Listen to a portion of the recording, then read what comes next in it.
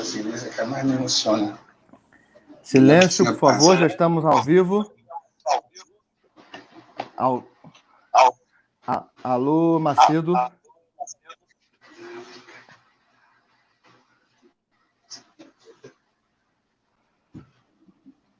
Opa! Macedo, segura só um pouquinho aí, a gente já vai começar, tá bom? Segura só um pouquinho. Já estamos online. Thank you. Deixa eu ver aqui. Se já entrou. Bom, se tiver alguém assistindo a gente aí, a gente pede desculpa, estamos agora... sim. Eu vou começar a compartilhar aqui. Macedo, vamos desligar a luz. Enquanto eu vou compartilhando aqui, a gente já vai desligando a luz. Falou? Eu também? Também, vamos começar Até a gente começar aqui. Deixa eu só compartilhar nas outras redes, que eu tenho que compartilhar também no portal Alô Você. E compartilhar nas outras páginas, né? Naquelas páginas nossas do programa Alô Você. Eu queria que eu conte essa história aqui.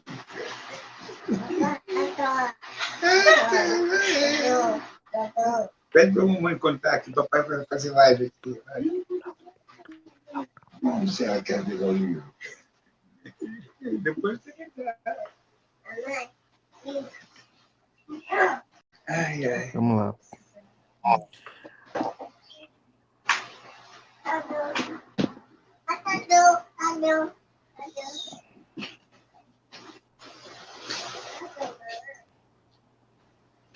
Eu estou tentando compartilhar aqui, Macedo, lá no portal e não estou conseguindo. Vamos ver, estou tentando aqui. Espera aí. Ele tá fechado só para os meus amigos. Vamos mexer nisso aqui. Editar privacidade. É público, agora sim. Tá vendo, Macedo? É bom a gente sempre começar um pouco antes, né? Que a gente já vai vendo isso. Agora eu vou compartilhar nas nossas páginas. Agora vai ficar bonito. Agora o negócio vai ficar mais bonito, Macedo. Vai compartilhando aí também. Se você puder, pedindo para sua esposa compartilhando, para a galera assistir. Esse aqui vamos descartar. Vamos lá.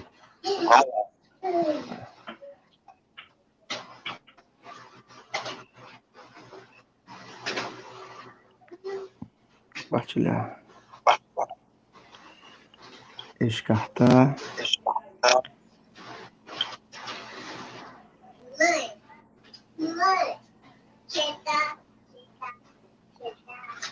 Vamos lá. Portal Alô Você. Entrando agora no portal Alô Você. Que é o mais importante, o portal Alô Você.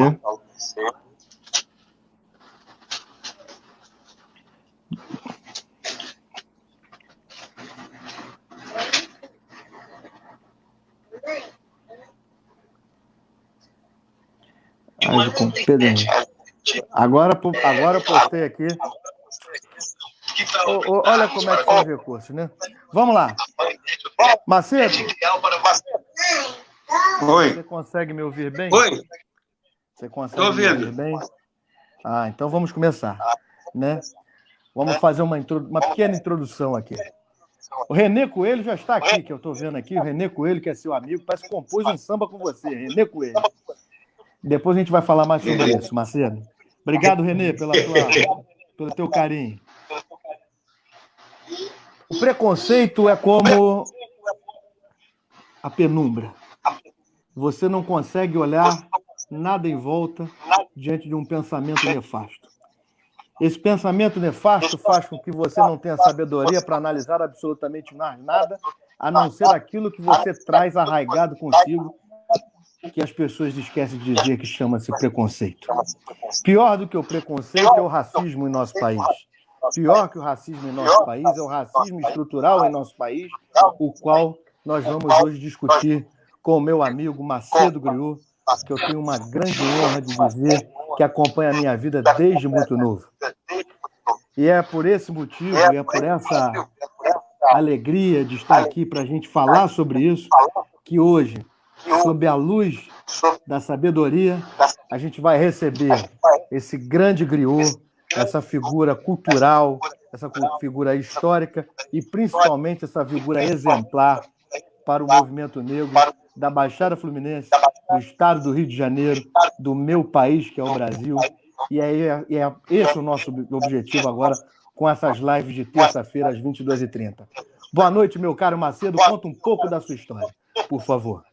Boa noite, Pedro Henrique. Boa noite, galera que está ligada no portal Alô Você. Boa noite, Renê, grande parceiro. É muita responsabilidade o que você colocou aí. Me deixa assim com um peso danado, né, cara?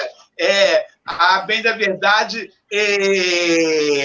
o que a gente tem feito é dedicar a vida inteira a essas causas, né? A gente tem trabalhado com todas as forças, com todas as linguagens, para combater o racismo, para promover o protagonismo dos afrodescendentes, para promover realmente a igualdade que é o fator que nos irmanaria no mundo, né? Isso. Mas me conta um pouco, Macedo, como é que começou a sua luta? Era Edilson Macedo, não é isso? E aí passou a ser Macedo Griot. Eu gostaria de entender um pouco mais sobre isso. Na verdade, o que acontece? Primeiro de tudo, eu queria estabelecer objetivamente o que é o griot. O griot é uma pessoa que trabalha com conhecimento que é passado de geração para geração pela via da tradição oral, conhecimentos que são inerentes ao seu grupo étnico, ao seu grupo, né? Ou seria um pajé indígena, seria um memorialista de povos tradicionais. Então, daí eu criou. Mas, a bem da verdade, para voltar no tempo, né, eu venho de uma criação comum, né, no Brasil que não dava muita educação, muita informação, né, como não dá até hoje, né, e que, por isso, cresceu com uma visão que era dentro do padrão comum, né, sem perceber as nuances que realmente afetavam a minha cidadania. Até que, por contato com manifestações da cultura afro, esses questionamentos foram surgindo aos poucos, e no processo de anos eu fui descobrindo, né, coisas relacionadas à origem da minha etnia, bem como também o protagonismo que o negro vem vivendo na história da humanidade, desde quando o Homo sapiens sai de África. Né?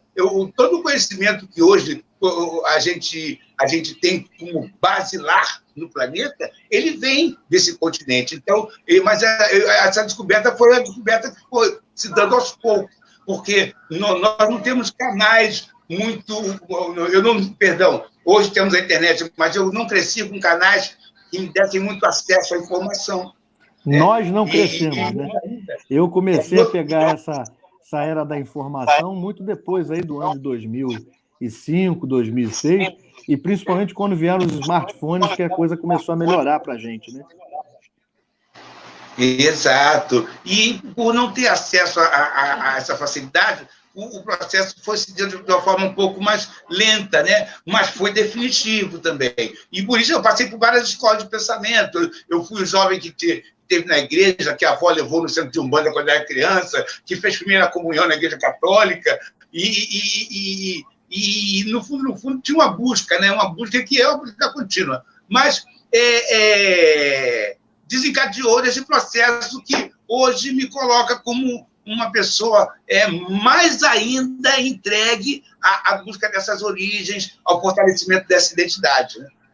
Né? Só por isso a gente tem que dar os parabéns, porque no Brasil não se tem essa cultura de se querer saber a sua própria história. E isso é uma situação que às vezes deixa a gente até um pouco confuso, porque de um tempo para cá que se começou a buscar mais sobre a questão da história dos negros, né, no Brasil. E aí vamos trazer aqui para a baila, como a gente já havia conversado, Macedo, algumas questões que às vezes me deixam intrigados e talvez deixem aqueles que nos assistem também muito intrigados, desde os tempos lá da época da Rádio Alô Você, em que você fazia A Voz do Griot, e era um programa que eu absolutamente adorava e continuo adorando, e deixo aqui mais uma vez, assim que a gente puder restabelecer os nossos estúdios, o convite para que você volte a fazer esse programa no dia que você achar melhor para você. Mas aí eu queria entender o seguinte: por que consciência negra e não consciência humana, Macedo? Por que as pessoas falam, consciência negra, mas não é consciência humana? Por que não consciência humana? Explica isso para a gente, por favor. Embora a gente sabe que não é uma prerrogativa só do português, em vários outros idiomas existem palavras que, embora iguais, elas querem dizer coisas diferentes, dependendo de que contexto elas são colocadas, né? Quando a gente coloca a palavra consciência humana, a gente pensa logo na solidariedade, na bondade, no amor. Não é nisso que a gente pensa? Consciência humana, né? A gente pensa nos valores que são os mais caros à raça humana, né? No campo da universalidade. Legal. Mas quando a gente fala em consciência negra, nós não estamos falando da mesma coisa. Nós estamos falando de uma consciência do protagonismo, uma consciência do papel, uma consciência da importância, uma consciência da injustiça praticada contra, uma consciência do povo preto como um todo, tanto em África quanto na diáspora, que é a situação em que os negros que foram trazidos do continente africano para as Américas e para a Europa se encontravam, e se encontram até hoje, né? Então, consciência negra é ter consciência disso e se posicionar contra as consequências, se posicionar contra os desdobramentos das injustiças perpetradas contra o povo preto até hoje. Sim. Isso é a consciência negra. Não é a mesma coisa que consciência humana. Agora, Marcelo, então, o que nós estamos fazendo agora aqui, por exemplo, quando as pessoas falam de consciência humana, elas querem dizer assim, todos somos a mesma coisa, mas é preciso lembrar que a consciência humana se calou e se cala diante da bomba de Hiroshima e Nagasaki. A consciência humana se cala quando a fome ou outras mazelas, como o terrorismo, estão matando em África, a consciência humana não sente tanto, né? E na Índia, como é que é a condição do povo mais pobre da Índia? A consciência humana nem toma conhecimento. Então, em cada contexto, essa consciência humana pode ganhar uma leitura, né, que tanto de nobre a simplesmente retórica, e também a consciência negra. Você pode ser uma pessoa um negro, uma negra, que tem consciência do seu papel, e pode também ser uma pessoa preta, da raça negra, que não tem bem consciência disso, né? Que vive buscando a aprovação do sistema eurocentrado, do sistema do colonialista, né? Para tentar se inserir. Deixa eu te fazer uma pergunta, né? Então, nesse sentido, o que nós estamos fazendo hoje é um papel importante para a consciência negra, ou não? Ou seria de consciência humana? Quando a gente traz ao debate os temas do povo negro, os temas da diáspora, do povo preto, como você mesmo falou. Na verdade, Pedro Henrique, quando você toma uma iniciativa como essa, colocar esse tema em pauta, em debate, na verdade, você não está agindo diretamente sobre a consciência negra. Você está agindo diretamente sobre a consciência de um modo geral, porque esse programa, esse episódio que você hoje está propiciando, não é destinado só aos negros. É destinado a todo mundo, para a formação de consciência. Entendi. Então, é uma quebra de paradigma. Por quê? Porque, normalmente, os veículos de comunicação, eles só abordam os temas de acordo com a simpatia que os patrocinadores têm pelo tema. Né? E você rompe com esse padrão, entendeu? E traz o tema à tona, assim, sem maiores delongas. Vamos falar sobre o racismo e tal, etc. Então, você está trabalhando para formar a consciência de todo mundo. Sim, é um canal do... Eu acho que é o papel... Eu entendo que esse é o papel dos veículos de comunicação. Ficam gravados. E eu acredito que esse seja o papel dos veículos de comunicação. Eu me lembro que a época que eu te fiz o convite lá para fazer o programa A Voz do Griot, lá na Rádio Alô Você, e hoje faço pelo portal Alô Você, é justamente nesse sentido. Por exemplo, eu vou dar um exemplo aqui da minha amiga Gisele Santos Esteves. Ela está falando aqui que acredito que a cultura dos griots tinha que ser ensinada na escola desde cedo. Eu só conheci na faculdade. Parabéns pelo debate. É esse tipo de debate, é esse tipo de informação que eu acredito que os veículos de comunicação têm que dar também. A gente não tem que só falar do que acontece ali no dia a dia, na hora. A gente tem que também formar a consciência das pessoas para que o nosso telespectador, o nosso ouvinte, a pessoa que gosta das nossas programações, ela adquira algo que muitas vezes os setores de comunicação não passam, que é justamente a cultura. E a cultura não é a cultura só do teatro, de ir aqui e ali, não. É a cultura mais aprofundada da nossa sociedade. A nossa sociedade é muito plural. E, por vezes, eu, enquanto empreendedor do setor de comunicação, vejo que tudo isso é muito linear quando a gente vai para o ambiente da televisão. É muito linear quando a gente vai para o ambiente dos rádios. Os rádios hoje perderam, as rádios principalmente, perderam aquele caráter, Macedo. Você pode discordar de mim à vontade, mas perderam o caráter do debate, que era algo que se tinha muito quando eu era criança, porque eu escutava... Caráter informativo, justamente. Eu tinha hábito de escutar rádio, e tenho hábito de escutar rádio até hoje, inclusive acompanho o Roberto Canazzo, que nessa linha dos debates, para mim, é o melhor que existe no Brasil, que é o Roberto Canazzo.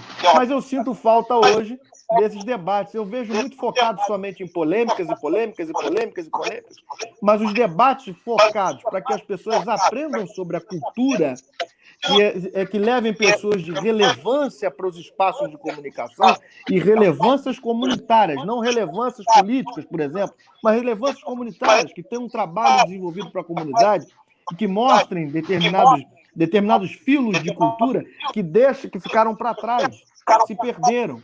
E aí, quando a gente traz para o Portal Alô Você, a Voz do Griot, traz hoje você na live com o Pedro Henrique para a gente falar sobre racismo, preconceito, a história do povo negro, a história do povo preto, para mim é uma honra muito grande. Porque eu vejo que da minha formação, dentro da minha formação de escola pública, que você também teve e que eu também tive, nós rompemos uma barreira que é muito maior do que a gente imagina. Você rompeu uma barreira com relação a se tornar um griot. E eu me rompi uma barreira por acreditar que o trabalho que você faz e que todos os griots fazem são de grande importância e que devem ser relatados, retratados e falados com muita seriedade. Vocês resgatam a história, a memória oral, que é uma coisa que nem se fala por aí mais. A história oral está perdida, ninguém fala mais disso. E vem você e traz isso para a gente. Então, eu quero te agradecer muito inicialmente. Agora, vamos a uma pergunta. Dentro do que a gente estava falando. Africano escravizou africano.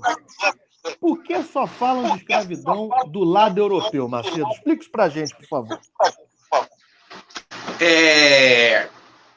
Bom, toda vez que a gente vai falar sobre um tema, qualquer tema, é preciso que a gente conceitue aquele tema para que a gente, tanto o emissor quanto o interlocutor, tenham harmonia sobre o que estão falando. Escravidão. A escravidão era um sistema milenar, muito antigo, de estabelecimento das relações econômicas. Um povo que ganhava uma guerra, às vezes tomava toda uma nação por escrava sem tirar aquela nação do lugar. Aquela nação trabalhava, tinha que render o tributo e pagar aquele povo que aquela nação era escrava. Isso dava também no campo pessoal. Todavia, você imagina o que seria, o que foi, por exemplo, no final do século XVIII, a Nigéria anexou o reino de Ọ̀yọ́. Olha só. Anexou o reino de Ọ̀yọ́. Eram reinos vizinhos. Então, vamos imaginar que um determinado país, Zimbábue, ou Malawi, ou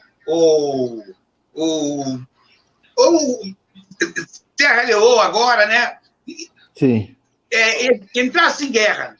Ele ia entrar em guerra. Você acha que um país de uma costa da África ia entrar em guerra com outro país lá do outro lado da costa da África? Com uma coisa de Angola e Madagascar, que é da ilha? Não, né? Muito difícil. Pela tecnologia empregada da época, seria muito difícil. O objetivo da guerra é sempre você tirar alguma coisa de quem você vai estar guerreando, né?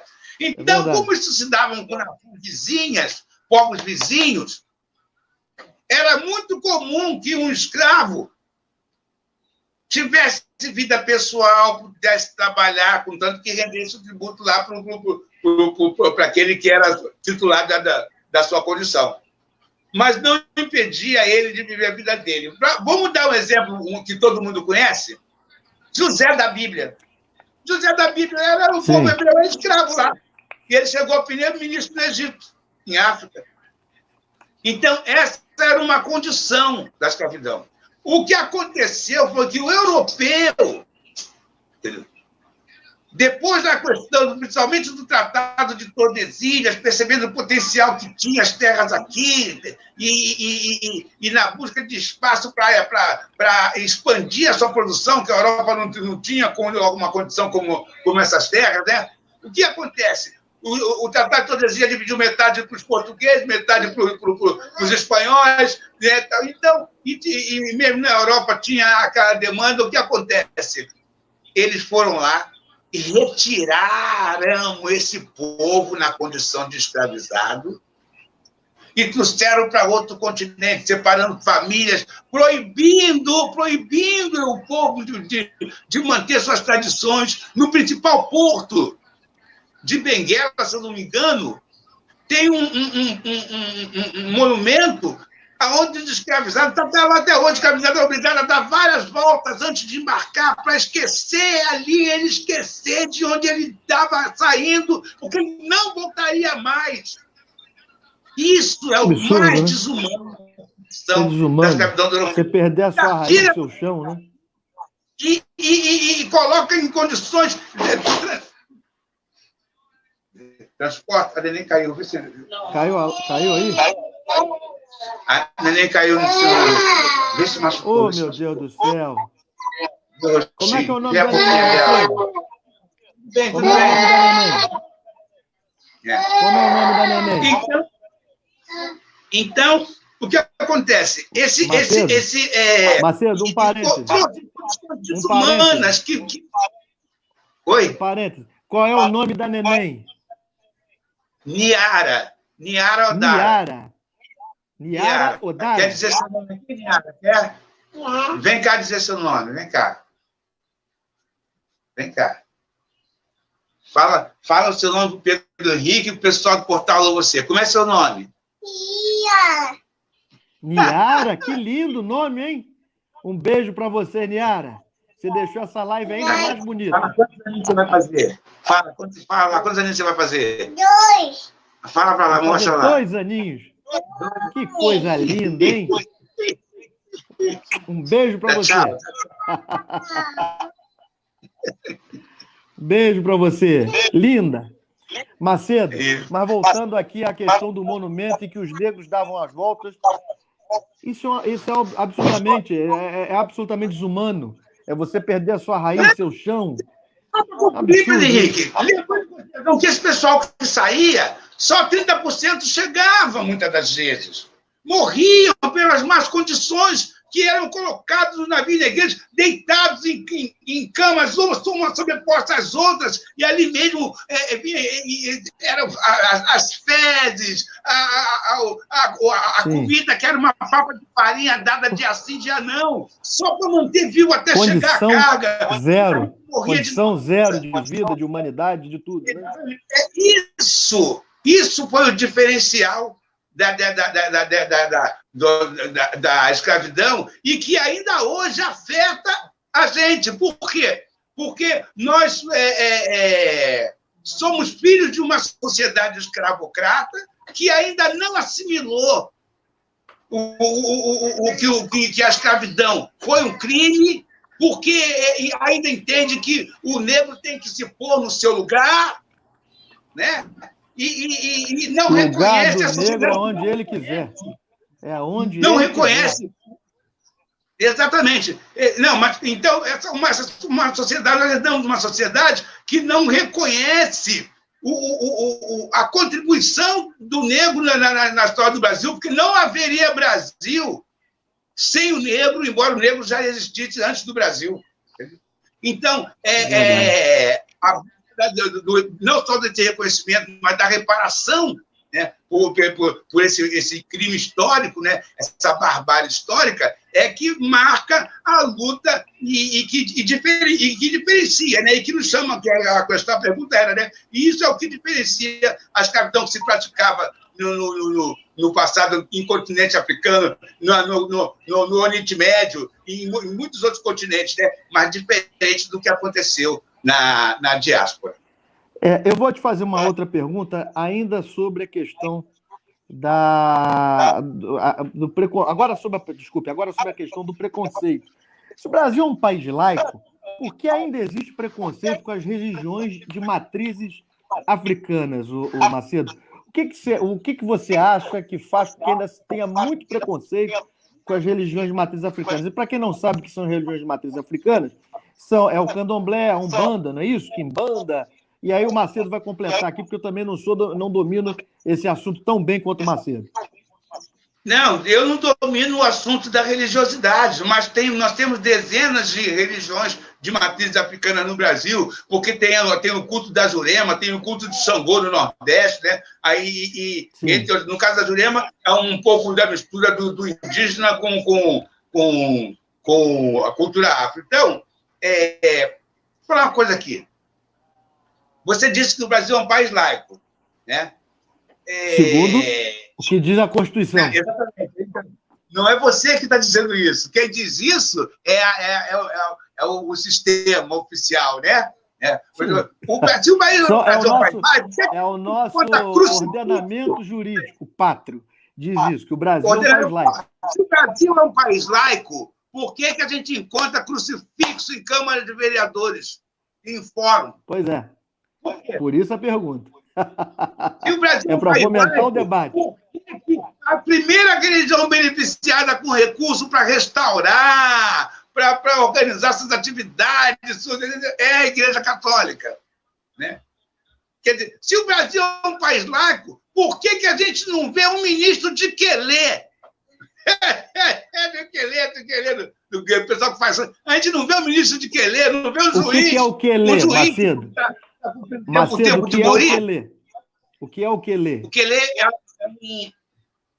é uma das... Como é que eu vou chamar um termo um dos adereços, dos artefatos que é usado no processo de iniciação, que é uma aliança, né? Eu só sei falar até aí porque eu não sou iniciado no curso de religião. Entendi. E é uma aliança de muito respeito, que a pessoa usa durante um período e que será dela e vai ter significado por toda a vida dela, né? É uma coisa muito importante, da qual se fala com muito respeito. E eu não tenho propriedade para falar da questão religiosa. Lógico. Agora, na tua opinião, Macedo, como um formador de opinião, que você é um grande formador de opinião, na sua opinião, como é que a gente pode, enquanto brasileiro, fazer a nossa parte para que esse preconceito estrutural com essas religiões de matriz africana, essa demonização, eu não queria usar esse termo, mas o termo é esse, que a gente vê por aí, ela acabe. porque eu fico muito triste enquanto brasileiro, e eu sou de formação católica, mas eu fico muito triste quando eu vejo algumas religiões, e seja ela qual for, massacrando as religiões de matrizes africanas. Eu sei que foi muito caro para o povo negro trazer as suas tradições e cultura diante de tudo que passaram no navio que trazia de África para cá. Isso eu sei. E aí é muito mais difícil para a gente, sei lá, eu não faço conta muito bem, mas alguns séculos depois, de ainda ver que essa demonização das religiões de matriz africanas, ela existe. Ela existe ainda. E, por vezes, é travestido em determinados ritos que a gente não acompanha, porque não é aberto, e aí é muito ruim, é muito triste isso. E isso acontece muito em nosso país. Eu não vou aqui falar qual igreja, qual a denominação, não me cabe dizer isso. Me cabe dizer, enquanto cidadão e formador de opinião, como você também é. A discussão é como é que dentro do nosso país existe ainda essa questão que do preconceito, como é que a gente acaba com isso, dessa demonização das religiões de matrizes africanas, na sua opinião? Bom,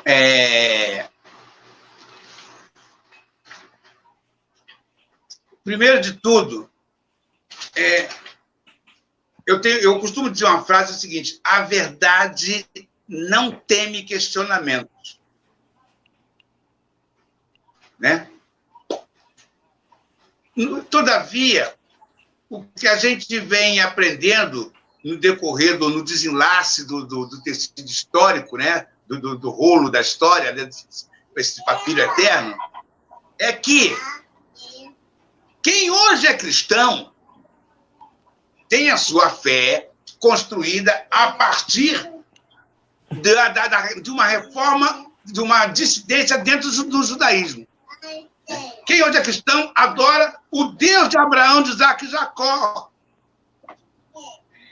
Só que o culto a esse Deus se estrutura dentro do Egito, com 350 anos aprendendo ali muitas coisas que foram incorporadas ao culto dos hebreus. Eu não vou entrar no mérito da questão, porque eu não tenho o tempo aqui, mas para dizer, por exemplo, para quem quiser procurar, a matemática vem de Maat, deusa egípcia, né? Afro-egípcia da justiça, da retidão. Né? Osíris é que usa um cajado aqui e uma outra peça na outra mão, né? O cajado é de pastor e o outro é o flagelo, né? Do pastor que disciplina, mas que guia com o cajado das suas ovelhas também, Osíris. Entendeu? Então, quem quiser ir procurar, pesquisar, vai perceber que quando você discrimina uma religião de matriz africana, você pode estar indiretamente também discriminando a base do que você acredita.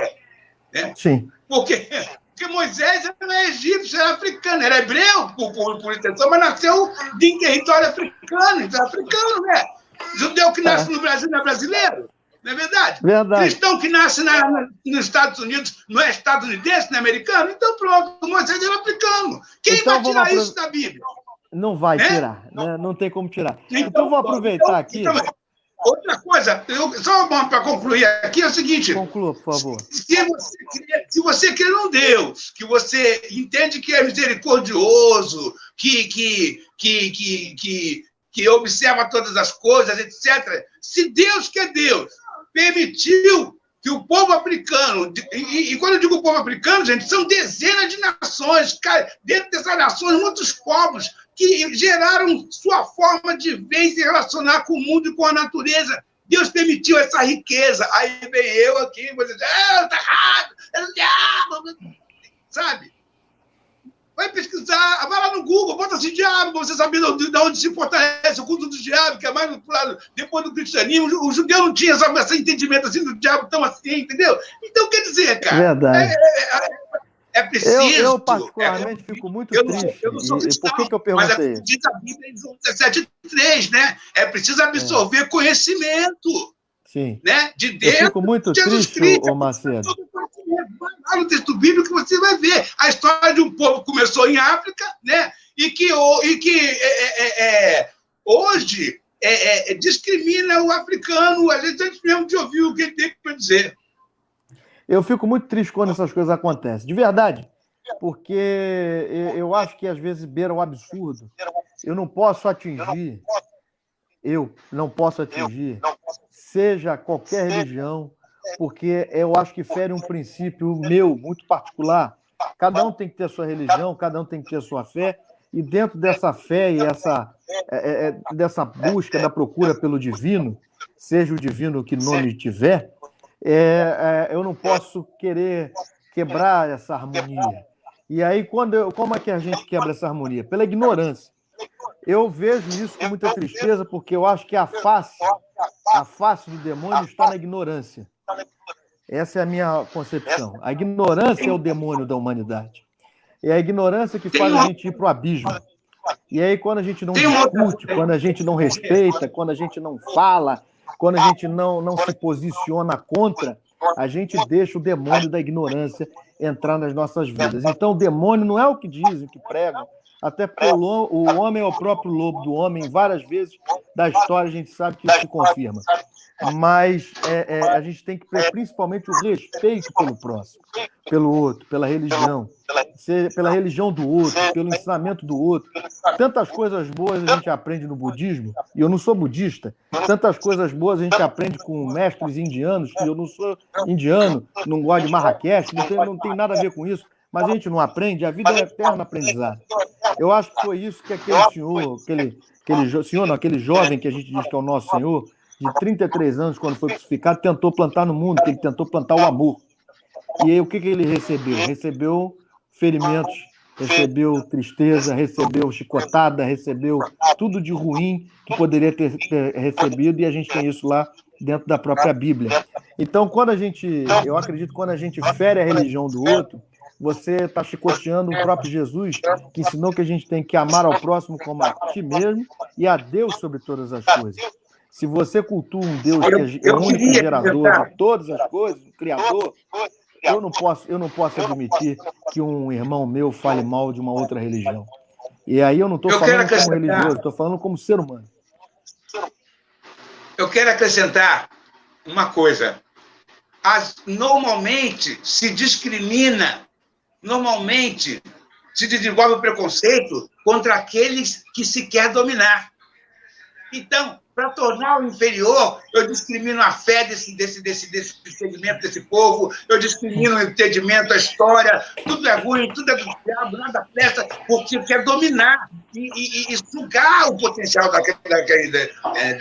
Toda discriminação, ela parte do princípio de que um se acha superior ao outro, a ponto de poder usurpar, né? E para isso serve o preconceito. Vamos aqui dar uma passadinha rápida. As pessoas estão falando aqui com a gente. Renê Coelho, já falei. Alessandra Proença, boa noite, galera. Cláudia Regina de Barros Arjonas, boa noite. Rodrigo Cavanha, meu querido amigo Rodrigo Cavanha, compositor da Beija-Flor. Lembrando que esse ano a Beija-Flor ano de 2021, a Beija-Flor vai tratar do tema do preconceito, do racismo. Ótima abordagem atual. O esclarecimento da nossa cultura é fundamental para um futuro melhor e mais justo. Parabéns para vocês. Obrigado, Rodrigo. Gisele Santos Esteves. Acredito que a cultura dos griões eu já havia lido. Tinha que ser ensinada nas escolas desde cedo. Só conheci na faculdade. Parabéns pelo debate. Jonathan Mello. Parabéns pelo tema. Carlos Ramos. Ótimo tema. Parabéns, Pedro. Você é fera? Eu não. Todos nós somos. O Macedo é que é o fera aqui, é o grande mestre, e que está falando. Cláudia Regina de Barros Arjonas, ela se referindo aqui, está cada vez pior com relação, provavelmente, ao preconceito entre as religiões. Bom, vamos lá, vou fazer mais uma pergunta a você aqui, Macedo. E aí a gente vai falar sobre a questão da dominação dos africanos e da parte que a gente quase não fala e quase não se estuda, que é sobre os mouros. Os mouros eram marroquinos do continente africano, logo africanos, não é isso? Se eu estiver errado, você me corrija. Os mouros eram da etnia árabe, marroquinos, logo africanos, e um povo colonizador. Por que essa história nem é muito falada, na sua opinião, Macedo? É porque quando a Europa, quando Portugal, ele fizer uma abordagem transparente, né, dessa dominação que os mouros empreenderam lá, eles vão ter que relatar o que eles tiveram de herança aí, porque eles herdaram o banho dos mouros. banho, né? Eles herdaram muito da estética, né, dos mouros, né, da estética a comida. A comida também. Exato, né? Exato. Então, por isso que não falam muito, porque, na verdade,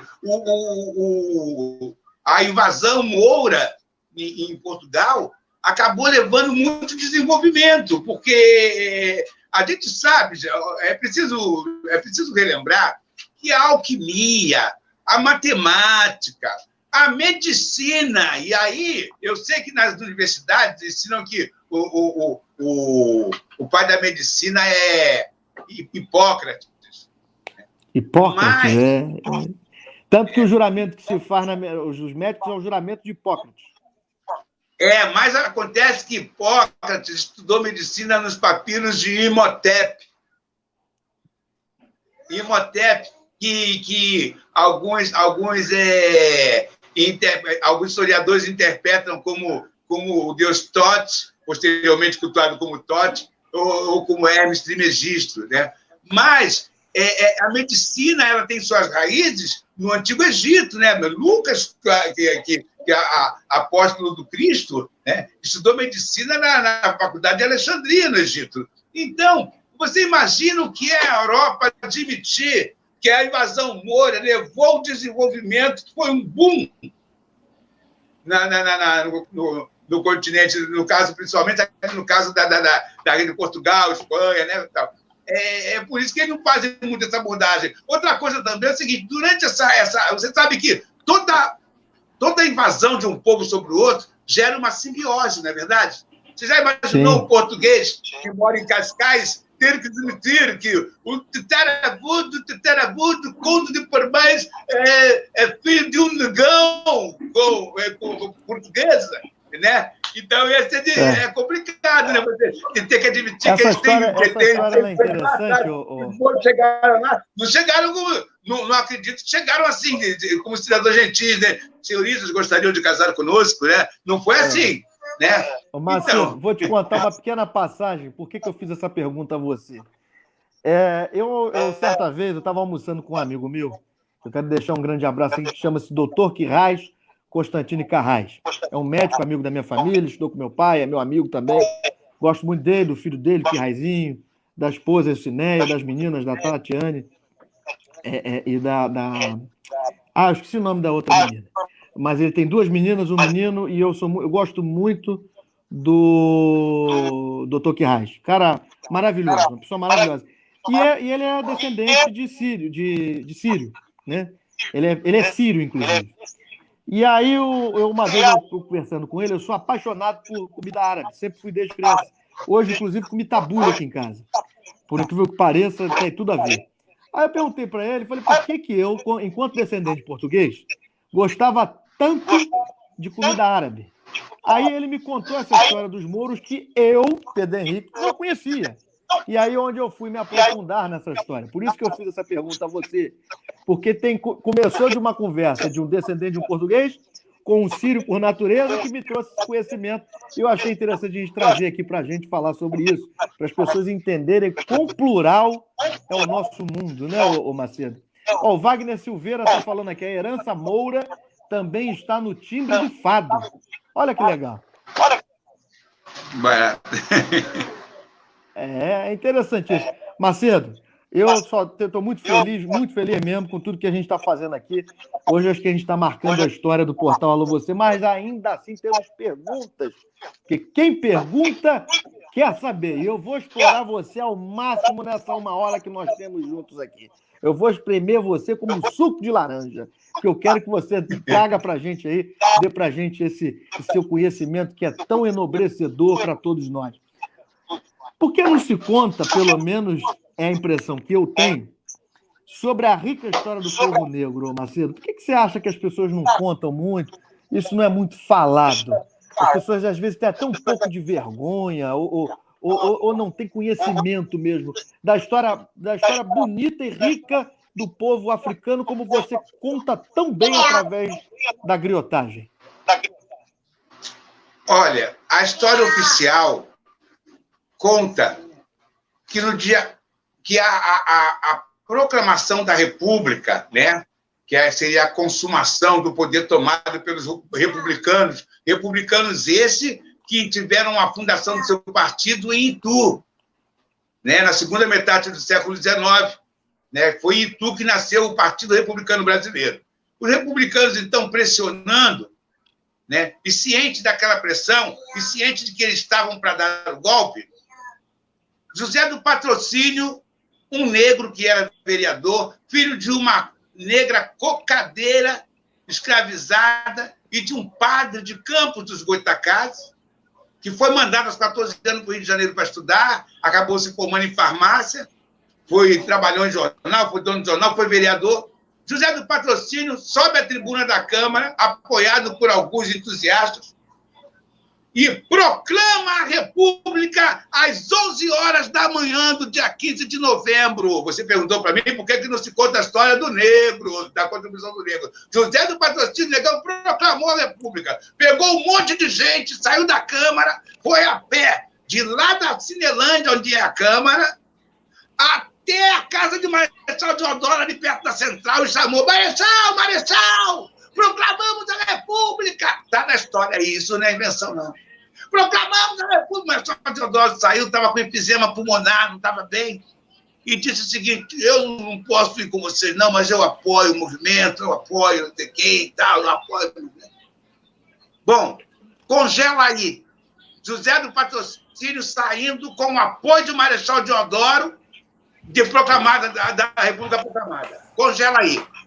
Vamos dar um pulo, algumas horas mais à frente, alguns oficiais subalternos vão na casa de Deodoro, quase forçam o Marechal a descer, ajudam ele a montar no cavalo, ele vai para o Palácio do Duque de Caxias para ali depor o chefe do gabinete militar, que era o Visconde de Rio Preto, daquela família lá de Vassouras, para ver se acalmava o pessoal não acalmou, forçou a barra, ele acabou proclamando a República de novo, que tinha sido proclamada pelo Negão.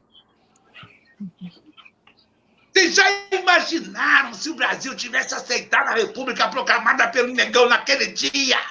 Quem seria o primeiro presidente da República 1 ano após a abolição? Pois bem, seria do Patrocínio, né? Estou com 15% de bateria aqui, vai acabar. Seria José do Patrocínio. É por isso que não se conta a história do negro. Porque se contar a história do negro, vai contar a história de quem merece estar também no domínio dos meios de produção dessa nação, porque é mais de 50%, 56%, e ainda assim não está no domínio dos meios de produção. Não está nas grandes estatais, entendeu? É minoria no legislativo, é minoria no alto escalão das Forças Armadas. Aliás, no alto escalão das Forças Armadas não tem um general preto, entendeu? Está perdendo espaço no grupo especial, como presidente de escola de samba, que também não tem preto, entendeu? Estão tomando tudo. Nos 100 anos da Umbanda, o Ministério da Cultura botou uma foto de comemoração de um centro em Recife com mais de 100 pessoas, todo mundo incorporado, só tinha branco naquele centro de Umbanda. Então, se for contar a história do negro, vão ver que, esse negro tinha que estar aqui com a gente, aqui comendo do melhor, porque ele é que é o cara que produz a riqueza do país há séculos. Vamos dizer que Deus quisesse assim, plim, desaparecesse os pretos do Brasil. Como é que fica o país? Filha, plim, desapareceu tudo que está preto. E aí? Acabou a geração de riqueza, acabou, entendeu? O país é mergulhado, e depois a fome está instalada, talvez o canibalismo tomasse lugar, porque como é que a sociedade ia se reestruturar? Não ia mesmo. É verdade. Então, Macedo, eu tenho um fato que é muito sério. Espera aí, acho que eu tenho um mecanismo aqui.